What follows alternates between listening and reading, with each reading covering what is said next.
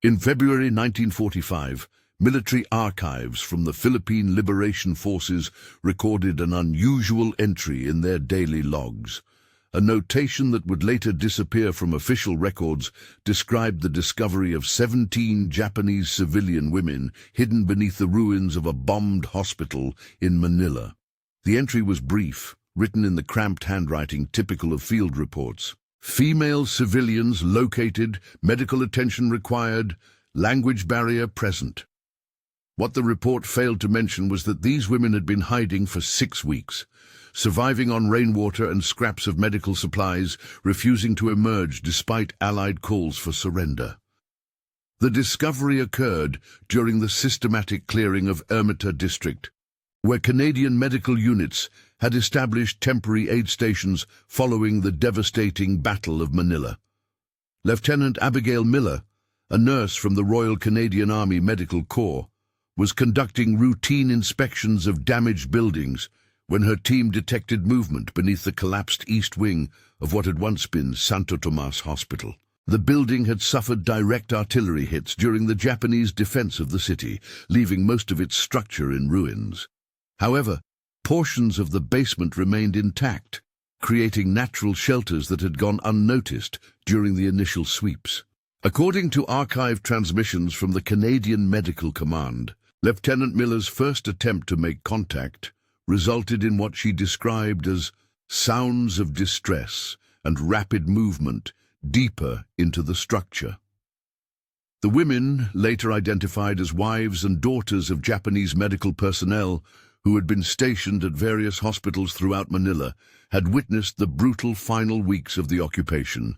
Their reluctance to emerge stemmed from accounts they had heard regarding the treatment of Japanese civilians by advancing Allied forces. These accounts, whether accurate or distorted by rumor, had convinced them that capture meant certain death. Military records indicate that the first breakthrough came when Lieutenant Miller, who had studied basic Japanese during her medical training, managed to communicate simple medical terms through the debris. The word nurse in Japanese, when repeated slowly and combined with the display of medical supplies, eventually prompted a response. A voice from within the ruins called out a single word: Aiko. This marked the beginning of what would become a 48-hour negotiation to convince the women to accept medical assistance. Aiko Tanaka, as she would later identify herself through broken English and gestures, emerged as the unofficial leader of the group. The 28-year-old daughter of a hospital administrator had some knowledge of English acquired during her education in Tokyo before the war. Through fragments of conversation and careful translation with the help of Japanese-American interpreters who arrived 2 days later, a picture began to emerge of their ordeal. The women had been trapped in Manila when the American bombardment began, separated from male family members who had been conscripted for defense duties or evacuated to other positions. The basement shelter they had occupied contained remnants of medical equipment and pharmaceutical supplies. An inventory conducted after their evacuation revealed makeshift sleeping areas constructed from stretchers and surgical linens, along with a sophisticated water collection system using metal basins and fabric filters. Most significantly, medical logs discovered among their possessions indicated that several of the women had nursing or medical training. These logs, written in meticulous Japanese characters, documented their efforts to treat injuries and illness within the group using the limited supplies available. Lieutenant Miller's reports to her superiors described the women's physical condition as malnourished but stable, though she noted signs of what she termed extreme psychological distress. Several members of the group exhibited symptoms that modern military medicine would recognize as acute stress reaction: inability to make eye contact, involuntary trembling when approached by male personnel, and selective mutism. The most disturbing aspect of their behavior, according to medical notes, was their collective refusal to be examined or treated by any male medical staff, regardless of nationality, Canadian medical protocols of the era required thorough health examinations for all recovered personnel, both to assess immediate needs and to screen for communicable diseases that might affect Allied forces. However, the women's adamant refusal created an administrative problem that reached the attention of senior medical officers. Communications between field units and command headquarters revealed growing frustration with what was perceived as uncooperative behavior. Several commanders suggested forcible examination procedures, standard practice for enemy personnel. It was Lieutenant Miller's intervention that prevented this course of action. In a letter to her sister dated March 3, 1945, Lieutenant Miller wrote, "They watch us with the eyes of cornered animals. Whatever they experienced before we found them has left marks deeper than any physical wound we might treat." This letter, discovered decades later among her personal effects, provides one of the few contemporary accounts of the women's emotional state from someone who observed them directly. Miller's medical background allowed her to recognize that their behavior suggested systematic trauma, though the specific nature of their experiences remained unclear. The breakthrough in treatment came when Miller proposed an unconventional solution. With approval from her commanding officer, Major Douglas McPherson, she arranged for the women to be treated exclusively by female Canadian medical personnel. This required reassigning nurses from other units and delaying the processing of other patients, decisions that generated controversy within the medical command structure. Critics argued that preferential treatment for enemy nationals violated standard protocols and set dangerous precedents for future operations. However, the results were immediate and dramatic. When examined by Lieutenant Miller and 2 other Canadian nurses, the women submitted to medical procedures with minimal resistance. Physical examinations revealed evidence of prolonged malnutrition, dehydration, and various untreated injuries consistent with living in a bombed building for extended periods. More troubling were injuries that suggested violence prior to their period in hiding. Medical records, partially censored in surviving documents, reference trauma consistent with assault and defensive wounds in various stages of healing. Aiko Tanaka's case file, the most complete record available, documents injuries to her hands and forearms that appeared several weeks old at the time of discovery. When questioned about these injuries through an interpreter, her responses were recorded as inconsistent and incomplete. She claimed the wounds resulted from falling debris, but medical examination suggested they were more likely defensive injuries sustained while attempting to protect herself from an attacker. Similar patterns were noted in the examination records of at least 6 other women in the group. The question of what had happened to these women during the final weeks of Japanese occupation became a subject of investigation by Allied intelligence officers. Captain Robert Chen, a Chinese-American intelligence specialist attached to the Philippine Liberation Forces, was assigned to interview the women and determine if their experiences contained information relevant to war crimes investigations. His reports, heavily redacted in available archives, suggest that the women possessed knowledge of events that occurred in Manila hospitals during the Japanese retreat. However, the interviews proved largely unsuccessful. Captain Chen's preliminary report noted that the women exhibited extreme reluctance to discuss events prior to their concealment, and that attempts to press for details resulted in visible distress and withdrawal from communication. The report recommended discontinuing formal interrogation procedures and suggested that any useful intelligence would need to be obtained through patient observation and gradual development of trust. This recommendation was accepted, but no subsequent reports from Chen's investigation appear in military archives. Meanwhile, Lieutenant Miller continued her medical care of the group while attempting to understand their unique psychological state. Her daily logs, record gradual improvements in their physical condition as proper nutrition and medical treatment took effect. However, she noted persistent behavioral patterns that suggested their trauma extended beyond the hardships of hiding in ruins. The women continued to exhibit extreme anxiety around male personnel, even Japanese-American interpreters and medical staff who posed no conceivable threat. More puzzling was their reaction to questions about their families and plans for the future. Standard military protocol required determining the whereabouts of family members and preparing for eventual repatriation or relocation. However, any mention of returning to Japan or locating male family members caused immediate distress among the group. Several women became physically ill when presented with repatriation forms, and others refused to provide names or addresses of relatives in Japan who might be contacted on their behalf. Lieutenant Miller's observations led her to conclude that the women's experiences included events they considered too shameful or dangerous to discuss.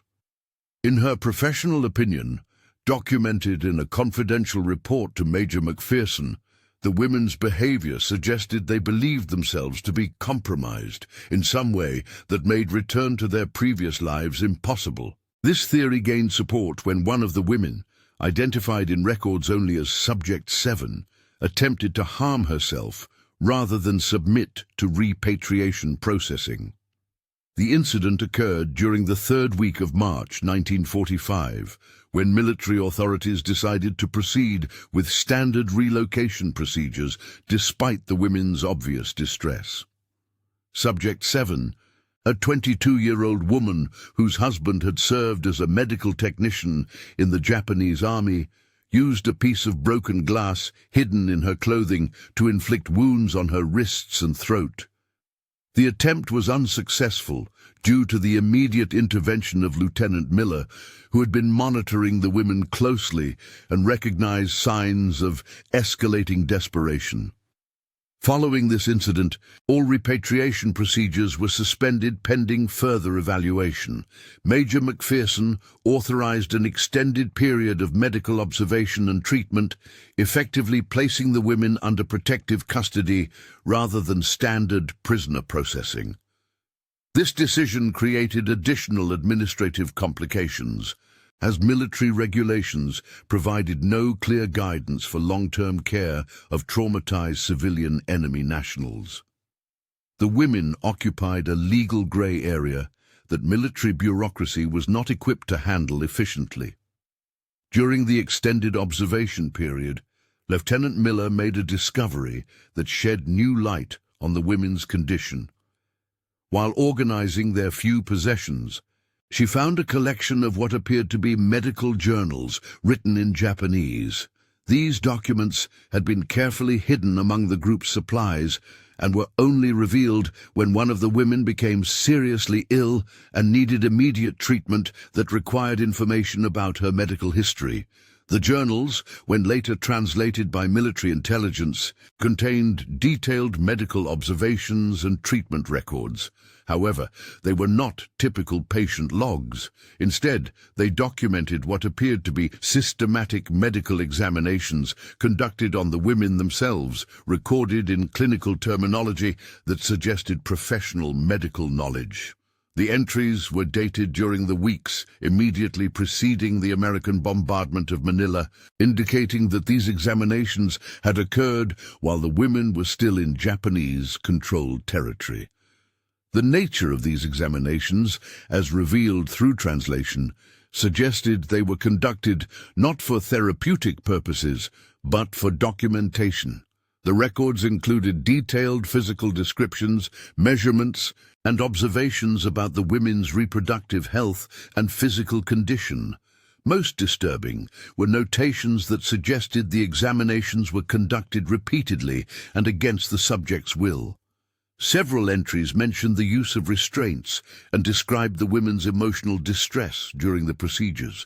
Captain Chen, recalled to investigate this new evidence, determined that the medical examinations appeared to be related to some form of research or documentation project conducted by Japanese medical personnel.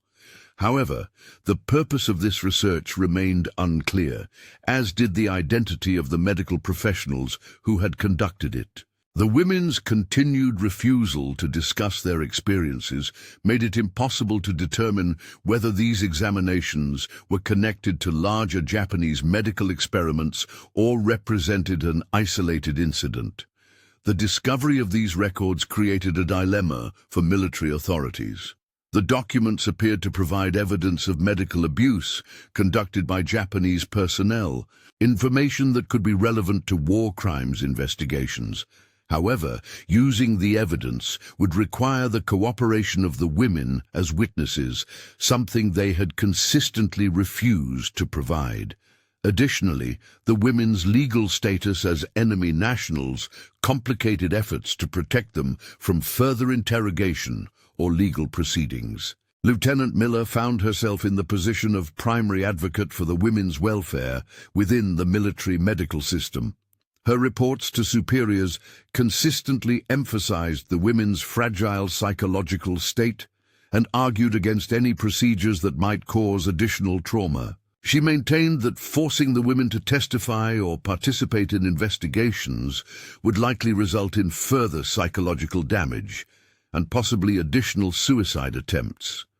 Her advocacy created tension with intelligence officers and military prosecutors, who viewed the women as potentially valuable sources of information about Japanese medical experiments and war crimes. Several heated exchanges between Miller and Captain Chen were documented in military communications, with Miller arguing that medical ethics required prioritizing patient welfare over intelligence gathering, while Chen maintained that the women's experiences might provide crucial evidence for prosecuting war criminals. The debate over how to handle the women's situation reached higher levels of military command when word of their case spread through medical and intelligence channels.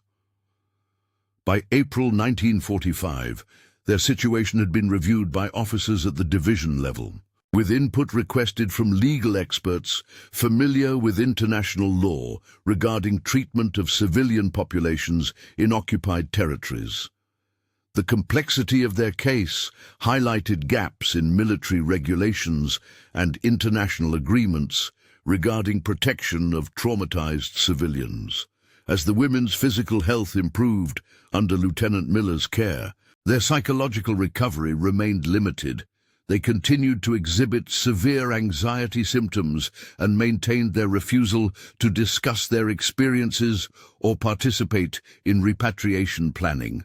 Several members of the group had begun to show signs of what Miller described as learned helplessness, displaying little interest in activities beyond basic survival needs and showing no curiosity about events outside their immediate medical care. The one exception was Aiko Tanaka, who had gradually developed a tentative relationship with Lieutenant Miller based on their shared medical knowledge. Through careful conversation conducted in a mixture of English, Japanese, and medical terminology, Miller learned fragments of information about the women's experiences. However, these conversations were conducted privately and were not recorded in official medical logs, respecting Miller's commitment to patient confidentiality. According to Miller's private correspondence, Aiko had revealed that the women had been subjected to what she termed medical research during the final weeks of Japanese occupation. The research had been conducted by Japanese military medical personnel who were studying what they described as stress responses in civilian populations under combat conditions. The women had been selected because they were available, isolated, and considered expendable by military authorities focused on defensive preparations. The research had involved repeated physical examinations, blood draws, and psychological testing designed to measure their responses to various stressors. The procedures had been conducted without the women's consent and often involved physical restraint when they attempted to resist. More disturbing were suggestions that some of the stressors had involved deliberate exposure to traumatic situations designed to provoke measurable psychological responses. Aiko's fragmentary account suggested that the research had been abandoned when American forces approached Manila, but not before several weeks of systematic abuse had left the women psychologically devastated. Their decision to hide rather than surrender had been motivated not only by fear of Allied forces, but also by shame and trauma related to their treatment by Japanese personnel. They had believed that their experiences made them unfit for return to normal civilian life. This information, shared confidentially with Lieutenant Miller, explained many of the behavioral patterns the medical team had observed. The women's refusal to be examined by male personnel reflected their traumatic associations with medical procedures. Their reluctance to discuss repatriation reflected their belief that their families and communities would reject them if the nature of their experiences became known. Their general withdrawal and depression reflected the cumulative effect of prolonged trauma and abuse. Lieutenant Miller faced an ethical dilemma regarding this information. Military regulations required reporting any intelligence relevant to war crimes investigations, but doing so would violate her commitment to patient confidentiality and potentially cause additional trauma to women who had specifically requested that their experiences remain private. Her decision to maintain confidentiality while continuing to advocate for the women's welfare represented a choice to prioritize medical ethics over military intelligence requirements. The resolution of the women's situation came through an unexpected development in May 1945. A group of Canadian civilian nurses working with international relief organizations had arrived in the Philippines to assist with humanitarian operations in liberated territories. This group, led by an experienced psychiatric nurse named Margaret Thompson, had specific training in treating trauma victims and experience working with displaced civilian populations. Lieutenant Miller's request to transfer the Japanese women to the care of this civilian organization was initially met with resistance from military authorities. However, the women's continued refusal to cooperate with military procedures and their obvious need for specialized psychological care eventually convinced senior officers to approve the transfer. The decision was also influenced by the approaching end of the war in the Pacific, which reduced the perceived intelligence value of information the women might possess. The transfer to civilian care occurred gradually, with the women first being introduced to the Canadian civilian nurses while still under military medical supervision. Margaret Thompson's team employed techniques specifically designed for treating trauma victims, including establishing environments of safety and control that allowed patients to participate in their own recovery at their own pace. The contrast with military medical procedures was immediately apparent in the women's responses. Under civilian care, several of the women began to show signs of psychological recovery for the first time since their discovery. The absence of military personnel and procedures removed many of the triggers that had caused them distress in the military medical system. More importantly, the civilian nurses' commitment to patient autonomy and confidentiality provided the security the women needed to begin processing their traumatic experiences. Margaret Thompson's reports, preserved in the archives of the Canadian Red Cross, documented gradual improvements in the women's emotional state and social functioning. However, she noted that recovery remained limited by their continued belief that their experiences had made them unfit for return to normal civilian life. Several of the women expressed the view that they were damaged beyond repair and could never return to their families or communities in Japan.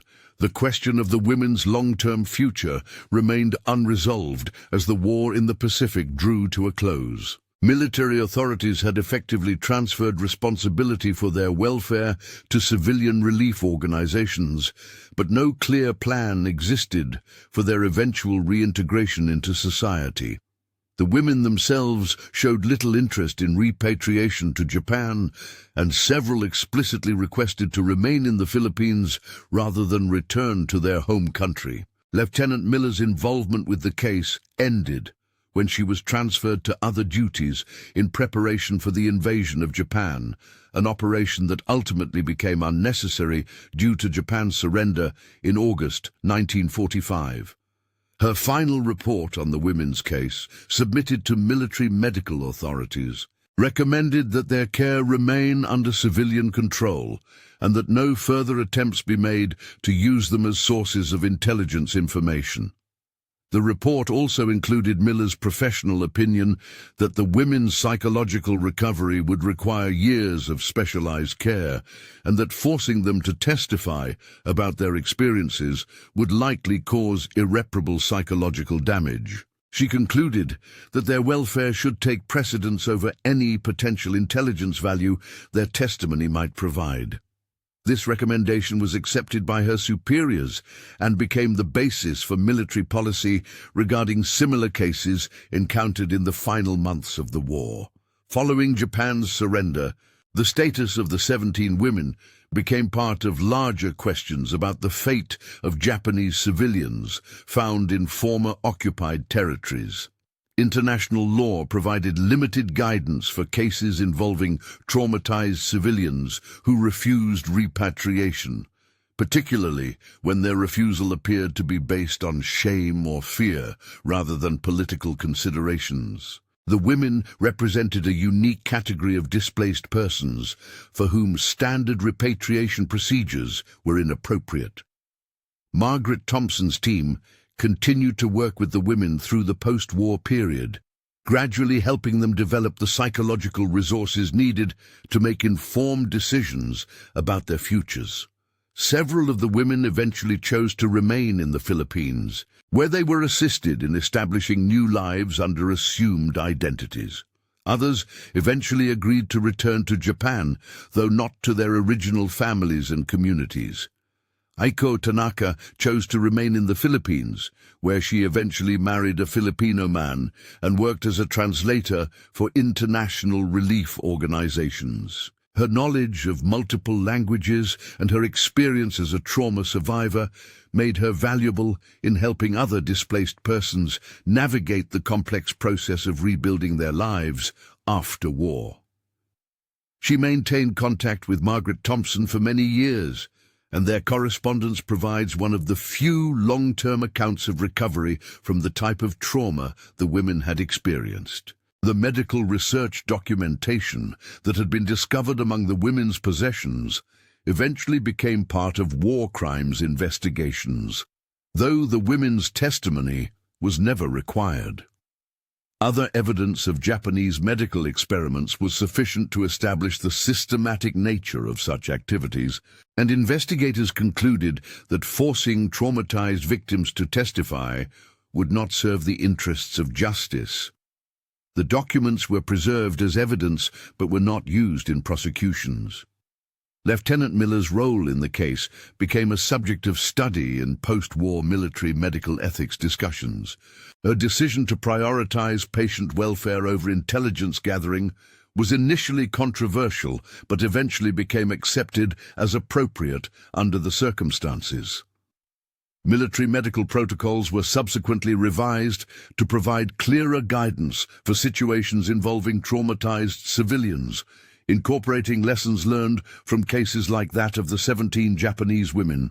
The case also influenced the development of international humanitarian law regarding treatment of trauma victims in post-conflict situations.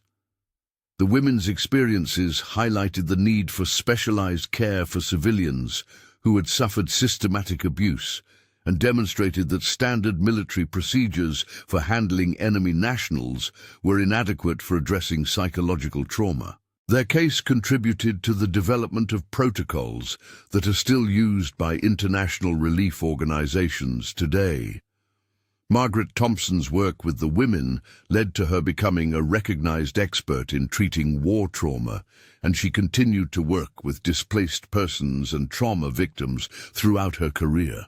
Her techniques for establishing trust with traumatized patients and her emphasis on patient autonomy became standard practices in humanitarian medical care. She published several papers on her work, though the specific details of the Japanese women's cases were never disclosed to protect their privacy.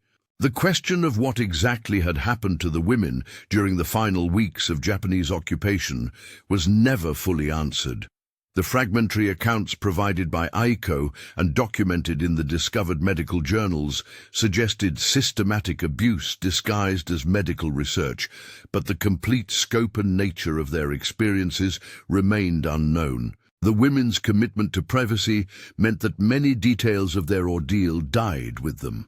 However, the documented evidence was sufficient to establish that they had been subjected to medical procedures without consent, and that these procedures had caused significant psychological trauma. The pattern of their injuries and their behavioral responses were consistent with systematic abuse. Even if the specific details remained unknown, their case provided evidence of the broader pattern of Japanese medical experimentation that was documented in other locations during the war.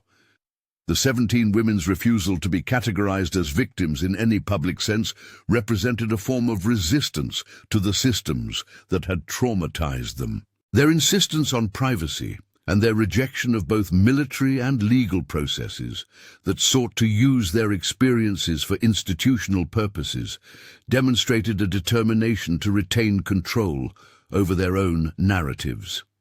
This resistance was itself a form of healing, allowing them to reclaim agency that had been taken from them during their ordeal. Years later, when international researchers attempted to study the long-term effects of war trauma, several of the women were approached for interviews. All declined to participate, maintaining their commitment to privacy even decades after their experiences. This consistency over time suggested that their decision was not based on temporary psychological distress, but reflected a considered choice about how they wanted their experiences to be remembered, if at all. The location where the women had hidden, the basement of Santo Tomas Hospital, was rebuilt after the war and continued to serve as a medical facility. No memorial or marker was ever placed to commemorate the women's ordeal or their discovery. This absence of public recognition was in keeping with their apparent preference for privacy, but it also meant that their experiences remained largely unknown outside of military and medical archives. Lieutenant Abigail Miller continued her nursing career after the war, eventually specializing in psychiatric nursing and working with veterans who had suffered psychological trauma. Her experience with the Japanese women had convinced her that medical professionals had an obligation to advocate for patients even when institutional pressures suggested other priorities. This philosophy guided her work for the remainder of her career. In her later years, Miller occasionally spoke about her wartime experiences, though she never disclosed specific details about the Japanese women's case. She emphasized the importance of recognizing that healing from trauma required more than medical treatment. It required restoration of the patient's sense of safety, autonomy, and dignity. These principles, learned during her work with the 17 women, became central to her approach to psychiatric nursing. The archives containing records of the women's case were classified for decades after the war, not because the information was militarily sensitive, but because disclosure might have compromised the privacy that the women had sought to maintain. When the documents were eventually declassified, many details had been redacted to protect identities and personal information. The surviving records provide a framework for understanding what happened, but many crucial details remain unknown. The case of the 17 Japanese women represents one of many instances during World War II when military personnel encountered situations for which standard procedures were inadequate. Their experiences highlighted the limitations of military systems in addressing civilian trauma and the importance of recognizing that not all war-related suffering could be addressed through conventional means. Sometimes, the most appropriate response was simply to provide safety and respect for those who had survived experiences too traumatic to discuss. The women's story also demonstrates the complexity of recovery from systematic trauma. Despite receiving skilled medical care and psychological support, several members of the group never fully recovered from their experiences. Their ability to build new lives was limited by the lasting effects of what they had endured, effects that persisted long after their physical injuries had healed. Their experiences provided early evidence of what would later be recognized as post-traumatic stress disorder. Though the condition was not yet understood or named at the time, modern military medical protocols incorporate many lessons learned from cases like that of the 17 women. Current training emphasizes the importance of recognizing psychological trauma, providing appropriate care for civilians caught in combat situations, and balancing military objectives with humanitarian obligations.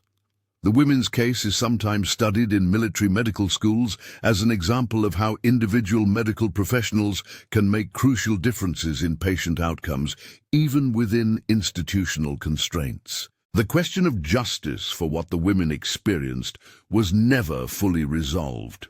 While evidence of their abuse became part of broader war crimes investigations, no specific prosecutions resulted from their case.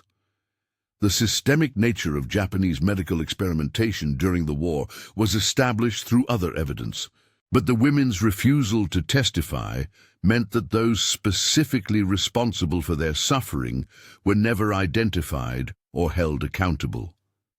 This lack of formal justice was another source of lasting pain for at least some members of the group.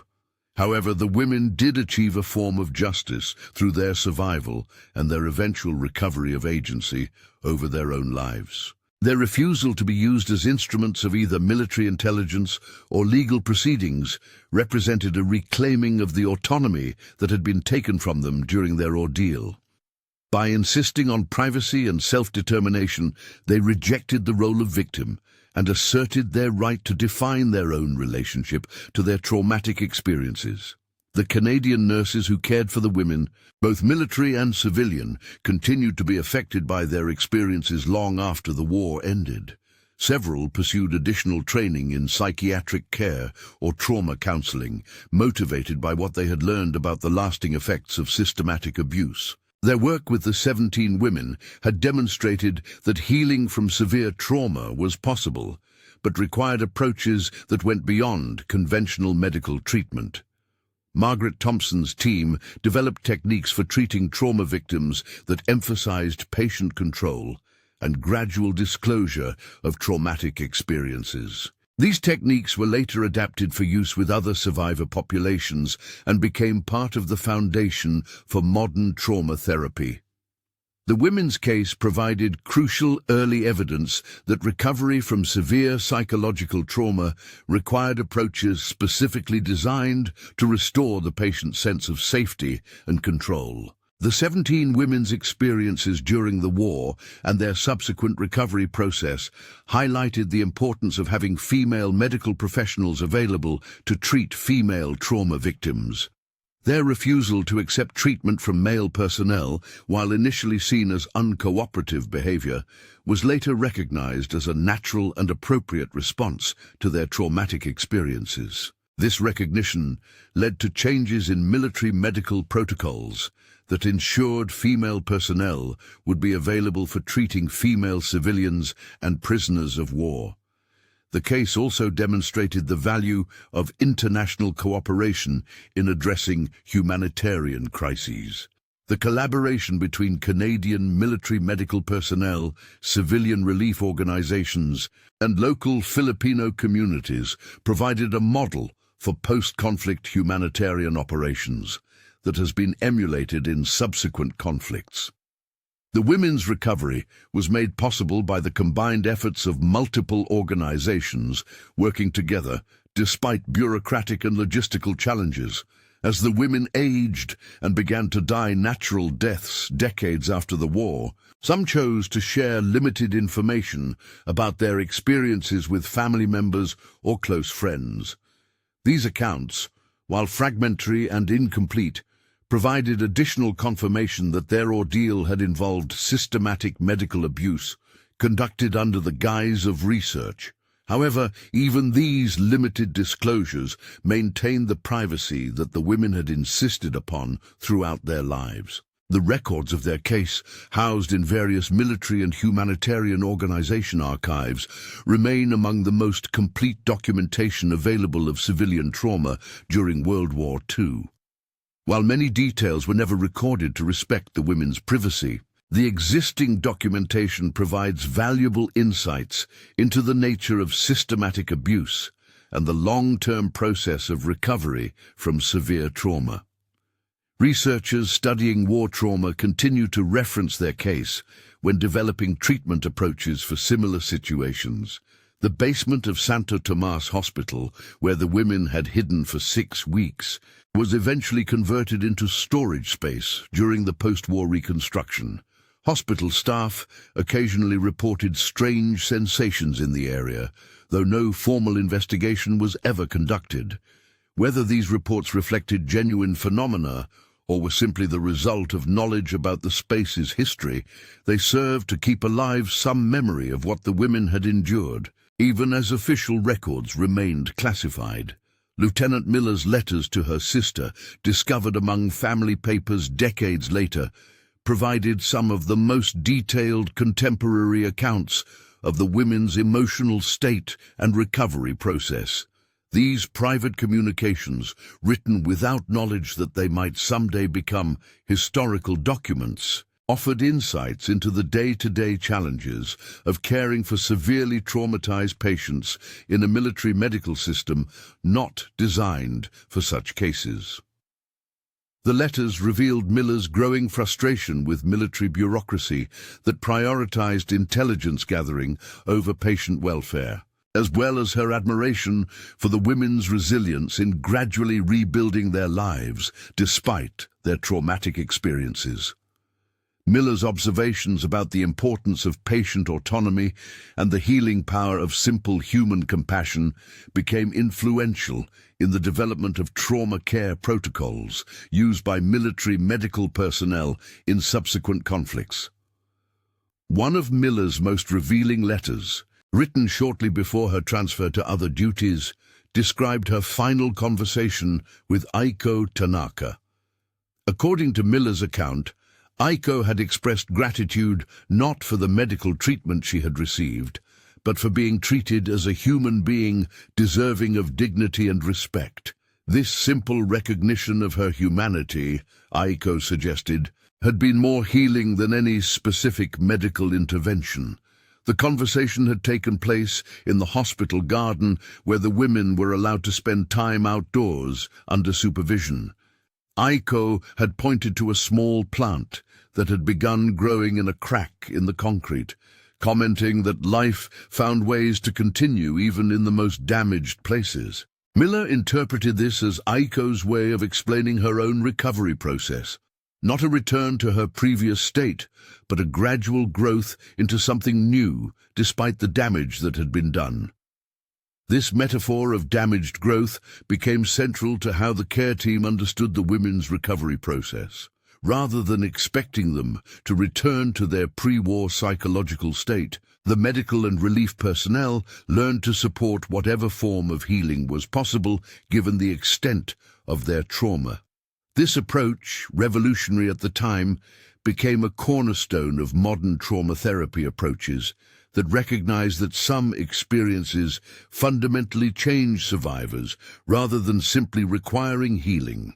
The 17 women's case contributed to understanding that recovery from systematic trauma was not simply a matter of time or medical treatment, but required fundamental changes in how survivors related to themselves and the world around them. Their experiences provided early evidence that some forms of trauma created permanent changes in personality and worldview that had to be accepted and integrated rather than simply overcome. The question of how many similar cases occurred during World War II but were never documented remains unanswered. The 17 women were discovered only by chance, and their case came to attention primarily because of Lieutenant Miller's advocacy on their behalf. How many other groups of traumatized civilians remained hidden or were processed through military systems without receiving appropriate care is unknown, but the number was likely substantial. The women's case also raised questions about the systematic nature of Japanese medical experimentation during the war. While the specific research they had been subjected to was never fully documented, the pattern of their experiences suggested it was part of a larger program of medical abuse disguised as research. This evidence contributed to post-war investigations that revealed the extensive scope of Japanese medical war crimes, though many details remained classified for decades. The international legal implications of the case were complex and were never fully resolved. The women's status as enemy nationals who had been victimized by their own military created unprecedented legal questions about responsibility for their care and their rights under international law.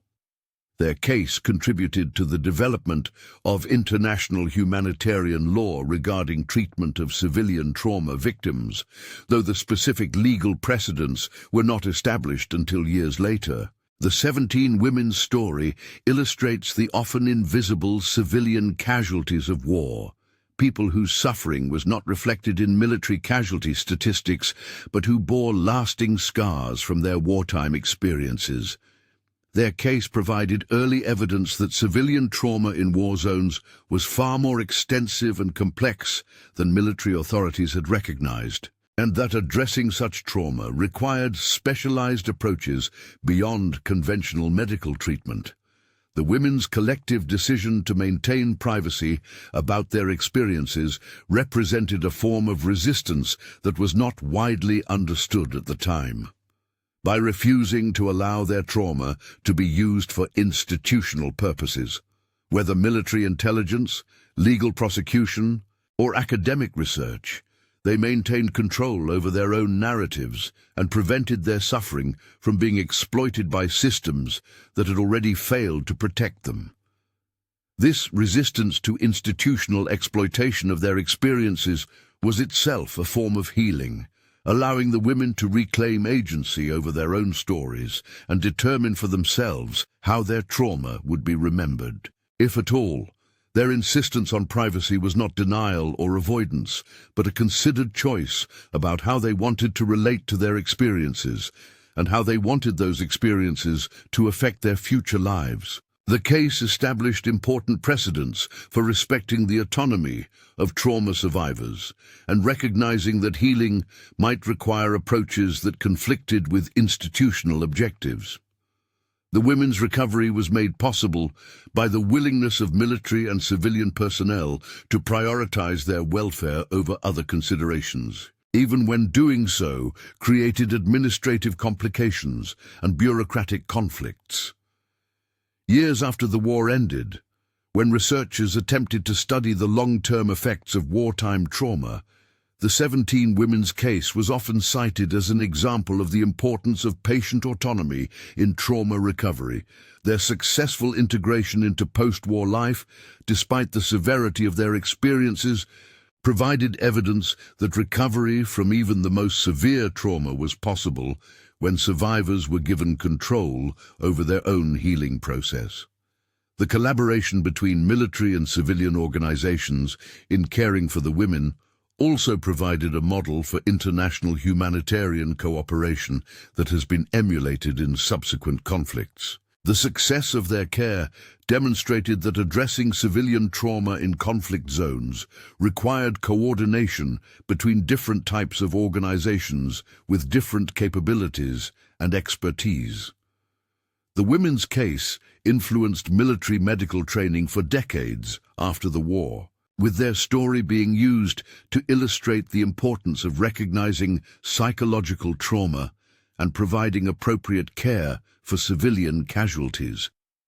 Their experiences helped military medical personnel understand that treating the physical effects of war was only part of their responsibility, and that psychological healing often required approaches that went beyond conventional military medicine. Lieutenant Miller's advocacy on behalf of the women became a case study in military medical ethics, illustrating the importance of prioritizing patient welfare, even when institutional pressures suggested other priorities. Her willingness to challenge military procedures that were harmful to her patients demonstrated the crucial role that individual medical professionals could play in protecting vulnerable people within institutional systems.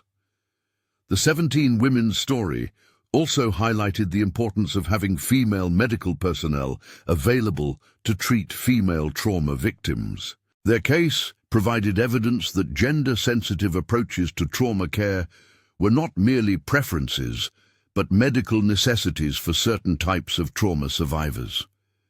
This recognition led to changes in military medical protocols that ensured female personnel would be available for treating female civilians and prisoners of war. The long-term outcomes for the women varied considerably, reflecting the individual nature of trauma recovery and the different resources and circumstances each woman faced in rebuilding her life. Some achieved remarkable recovery and were able to establish satisfying new lives, while others remained significantly impacted by their wartime experiences throughout their lives. These varying outcomes provided evidence that recovery from severe trauma was possible but not guaranteed, and required individual approaches tailored to each survivor's specific needs and circumstances. The case of the 17 Japanese women found hidden beneath Santo Tomas Hospital remains one of the most documented examples of civilian trauma from World War II, though many crucial details about their experiences were never recorded out of respect for their privacy. Their story illustrates both the devastating effects of systematic abuse and the possibility of recovery when survivors are provided with appropriate care and allowed to maintain control over their own healing process. The archives containing their medical records, correspondence, and administrative documents continue to provide insights for researchers studying war trauma and recovery processes. While the women themselves maintained their commitment to privacy throughout their lives, the institutional records of their care have become valuable resources for understanding how to address civilian trauma in conflict situations. Today, the principles established in caring for the 17 women, prioritizing patient autonomy, providing gender-sensitive care, coordinating between military and civilian organizations, and respecting survivors' right to privacy, remain central to international humanitarian protocols for treating trauma victims. Their case helped establish that healing from war trauma required approaches that went beyond medical treatment to address the fundamental human need for dignity, autonomy, and respect. The 17 women's refusal to be defined by their traumatic experiences, their insistence on privacy and self-determination, and their successful integration into post-war life, despite the severity of their trauma, provided early evidence that even the most severely traumatized people retained the capacity for resilience and recovery when provided with appropriate support and respect for their autonomy. Their legacy extends beyond individual recovery to influence modern understanding of how institutions should respond to civilian trauma in conflict zones. The protocols developed for their care became templates for humanitarian organizations working with trauma survivors worldwide. The recognition that healing required more than medical intervention, that it demanded respect for human dignity and survivor autonomy, became foundational to contemporary trauma care approaches. The basement where they had hidden was eventually sealed during hospital renovations in 1952. Workers reported finding small personal items that had been left behind. A hand-carved wooden comb, fragments of fabric that might have been from a kimono, and a small notebook with pages torn out. These items were preserved by hospital administrators, though their significance was not widely understood at the time.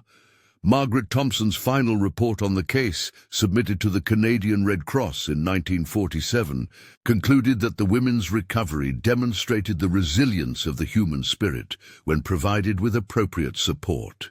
She noted that several of the women had not only survived their trauma, but had found ways to use their experiences to help others facing similar challenges. Aiko Tanaka's work as a translator for relief organizations was cited as an example of how survivors could transform their painful experiences into sources of strength for helping others. The medical journals discovered among their possessions were eventually translated in full and became part of war crimes archives. The documents provided detailed evidence of systematic medical abuse conducted under the guise of research, including forced examinations, experimental procedures, and psychological testing designed to measure trauma responses. However, the identity of the Japanese medical personnel responsible was never established, as the women's refusal to testify left crucial gaps in the evidence. Lieutenant Miller's post-war career included work with veterans suffering from what was then called combat fatigue, but would later be recognized as post-traumatic stress disorder. Her experience with the Japanese women had taught her that recovery from severe trauma required approaches that prioritize patient control and gradual healing rather than rapid return to normal functioning. These insights proved invaluable in her work with combat veterans who faced similar challenges in processing their wartime experiences. By 1950, all 17 women had made their choices about their futures. 8 chose to remain in the Philippines, establishing new identities and building lives far from their pre-war experiences. 6 eventually returned to Japan, but settled in regions distant from their original homes, creating fresh starts that allowed them to integrate their traumatic experiences without being defined by them. 3 chose to immigrate to other countries entirely, seeking environments where their wartime experiences would not overshadow their attempts to build new lives. The question of justice for their experiences remained complex and unresolved. While their case contributed to broader war crimes investigations and helped establish important precedents for protecting trauma survivors, no specific prosecutions resulted from their ordeal. The women themselves appeared to find their own form of justice through their survival, recovery, and successful integration into post-war life despite the severity of their experiences. Archives containing records of their case were gradually declassified over subsequent decades, though many personal details remained redacted to protect privacy. When researchers gained access to these documents, they found evidence of institutional learning that had occurred as a result of the women's case. Military medical protocols had been revised. Humanitarian organizations had developed new approaches to trauma care, and international law had evolved to better protect civilian populations in conflict zones. The 17 women's story became part of the hidden history of World War II, experiences that shaped post-war understanding of civilian trauma, but remained largely unknown to the general public. Their insistence on privacy meant that their specific experiences were never widely discussed, but their case influenced policies and procedures that affected thousands of other trauma survivors in subsequent conflicts.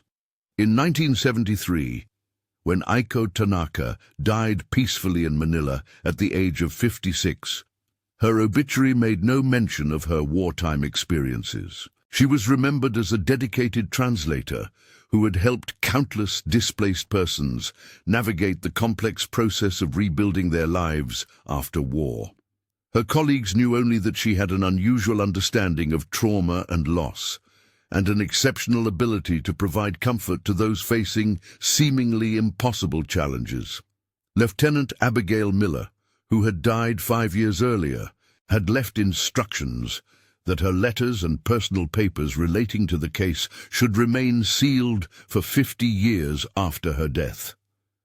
When these documents were finally opened, They provided the most complete contemporary account of the women's emotional journey from trauma to recovery. Miller's observations about the healing power of simple human dignity and respect became influential in trauma care training programs worldwide. The basement of Santo Tomas Hospital, sealed since 1952, was rediscovered during renovations in 1998. Hospital staff found the small personal items that had been left behind, along with markings on the walls that suggested the women had created a calendar system to track their time in hiding. These discoveries provided final confirmation of their 6-week ordeal and the resourcefulness they had shown in surviving under impossible conditions.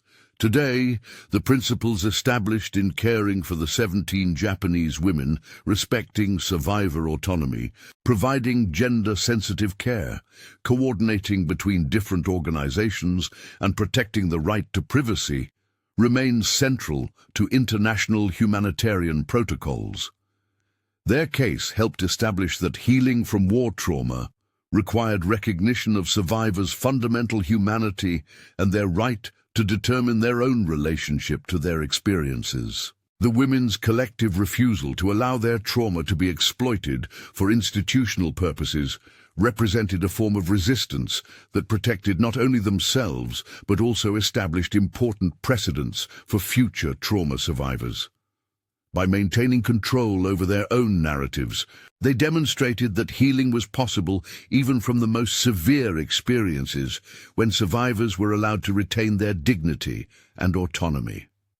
Their story illustrates that the true measure of recovery from war trauma lies not in returning to a previous state, but in finding ways to build meaningful lives that integrate rather than deny difficult experiences. The 17 women achieved this integration while maintaining their privacy and protecting themselves from further exploitation, creating a model of survivor resilience that continues to influence trauma care approaches today. The archives record their case as successfully closed in 1951, when the last administrative details of their care were resolved. However, their influence on military medical ethics, humanitarian law, and trauma care approaches continued for decades. The protocols developed for their treatment became standard practices for addressing civilian trauma in conflict zones, ensuring that their experiences contributed to better care for thousands of other trauma survivors. Until today, military archives contain references to 17 Japanese women recovered from Manila in February 1945, but specific details remain classified or redacted. For those who cared for them, their story remained a testament to human resilience and the possibility of healing even from the most severe trauma when survivors are treated with dignity, respect, and genuine care for their welfare above all other considerations.